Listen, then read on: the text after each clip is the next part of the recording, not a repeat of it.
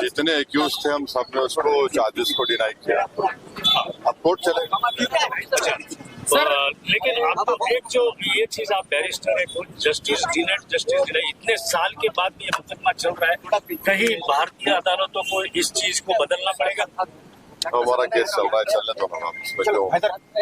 बोलिए दूसरा। सर, नितेश रानी जी ने हिंदी मराठी जबान के ऊपर विवाद चल रहा है, इस बारे में क्या बोलेंगे? वो अभी एक नया बयान दिया है कि नमाज भी जो है हिंदी मराठी में अदा की जाए, अजान। उनके अगर पुराने ट्वीट आप निकाल के देखेंगे तो तबलीगी जमात के इज्तिमा जो हो रहे थे उसका वेलकम कर रहे थे वो, तो उनका निकाल के देखो आप, ऐसा। और सर, इसके अलावा संजय केरड़कर ने जो बयान संजय केरड़कर ने बयान दिए हैं आज, खुल्लाबाद का जो नाम है रत्नापुर रखना चाहिए, ऐसा कहा है।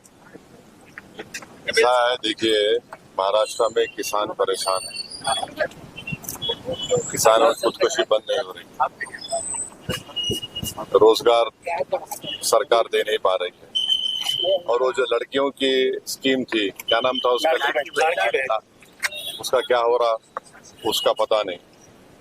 कुरैश बिरादरी के लोग स्ट्राइक पर हैं क्योंकि गौरक्षक उन पे जुल्म कर रहे हैं और उनकी गाड़ियों को कॉन्फिस्केट किया जा रहा है, उनका लाइसेंस नहीं दिया जा रहा है, स्लॉटर हाउस नहीं खोला जा रहा है। इतना पब्लिक के इश्यूज हैं, उस पर बात ही नहीं कर रहे। ये जो जिम्मेदारियां उनकी है गवर्नेंस से, उससे बचने के लिए ये सब डाइवर्जनरी टैक्टिक्स है। नाम बदलने से क्या लोग भूल जाएंगे क्या? कश्मीर के गवर्नर ने बोला है कि सुरक्षा में चूक हुई थी पहलगाम मामले में, उन्होंने जिम्मेदारी स्वीकारी है। जिम्मेदारी स्वीकारी है तो उनको अपना इस्तीफा देना चाहिए। भाई 26 हमारे भारत के नागरिक को मजहब उनका पूछ कर, क्योंकि उनका ताल्लुक हिंदू धर्म से था, उनको सर पे गोली मारी गई उनके परिवार के सामने। तो अगर उनको इतनी तकलीफ है गवर्नर साहब को, तो वो अपना रिजाइन करे ना। और हम मोदी सरकार से पूछना चाहेंगे कि पहलगाम का जिम्मेदार कौन है, इसका अकाउंटेबिलिटी किस पर आती है, कैसा वो आतंकवादी वहां पर गए उस मेडोज में और जाकर वहां पर कोई पुलिस की सुरक्षा नहीं। तो ये सब सवालात हैं जो हम आने वाले पार्लियामेंट सेशन में सरकार से पूछेंगे। मगर जहां तक गवर्नर साहब ने जो बात कही है तो उनको रिजाइन करना चाहिए। भाई 26 लोगों का धर्म पूछकर गोली मारी गई और आप सिर्फ अल्फाज से बोल रहे हैं मैं जिम्मेदार हूं। तो अंग्रेजी में कहावत है talk is cheap, you walk the talk. आप जो बोल रहे करो फिर। अब उनका टेन्योर खत्म हो गया, उनको अभी एक्सटेंशन मिलेगा नहीं मालूम, मगर आप अब बोल रहे हैं। भाई आप बताइए, अगर यहाँ पर मैं कोर्ट को आया ना, आपको खबर लग गई, वो पहलगाम में नीचे से ऊपर जाना पड़ता, 45 मिनट लगते घोड़ों पर खच्चर पर। एडमिनिस्ट्रेशन को नहीं मालूम होता है इतने लोग जा रहे आ रहे इतने दिन से। तो ये बराबर फेलियर हुआ है, सिक्योरिटी का फेलियर है। जो 26 हमारे हिंदू भाइयों को मारा गया वो सिक्योरिटी फेलियर है, इसका जवाब देना चाहिए सरकार को। अभी अमरनाथ यात्रा चल रही है, उसमें एक भी हादसा अभी तक नहीं हुआ है। अच्छी बात है ना, क्यों हादसा होना, खुदा ना खास्ता। इंसान है वो लोग, यात्री है, उनकी सुरक्षा करनी चाहिए।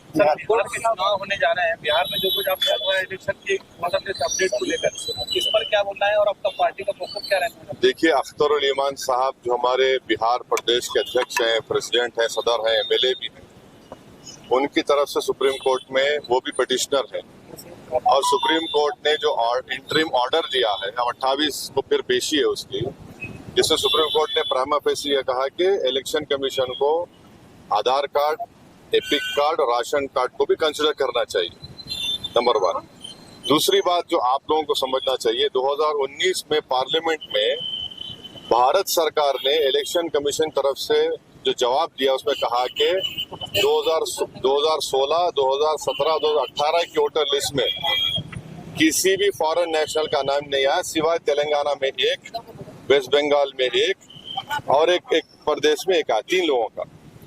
चौथी बात यह है कि अगर ये मीडिया में जो फैलाया जा रहा है कि सोर्सेस से मालूम हुआ कि वहां पर म्यांमार के, नेपाल के, बांग्लादेशी लोग आ रहे, तो हम ईसीआई से बड़ी हम्बली रिक्वेस्ट करेंगे कि आप उन बीएलओस का नंबर दो हमको। हमारे पार्टी के लोग जाकर उन बीएलओस से पूछेंगे कहां पर आपको दिखा है बांग्लादेश, कहां पर आपको नेपाली दिखा, कहां पर आपको म्यांमार का दिखा। हम बीएलओ को जब मिलके उसको बताएंगे, वहां के लोगों को पूछेंगे।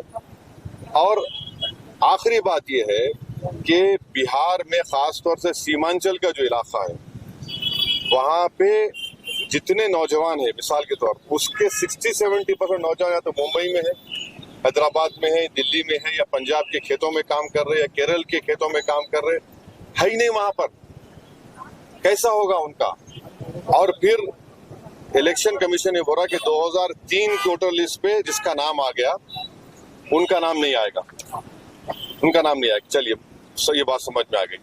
मगर ये बताइए कि जिसका नाम नहीं आया उसको बोल रहे बर्थ सर्टिफिकेट। तो बिहार सरकार का जो रजिस्ट्रेशन ऑफ बर्थ सर्टिफिकेट है 2004 का 2005 का, एक 13% है 2004 का, 2005 का 16% है, 16% खरीदे। कहाँ से लाएंगे बर्थ सर्टिफिकेट? फिर बोले 10th का सर्टिफिकेट लगाओ। कितने लोग 10th पास करते भाई बिहार में? कितने लोगों के पास पासपोर्ट है? तो ये प्रैक्टिकल डिफिकल्ट है। हम SIR कराइए, आप उसका टाइम दीजिए।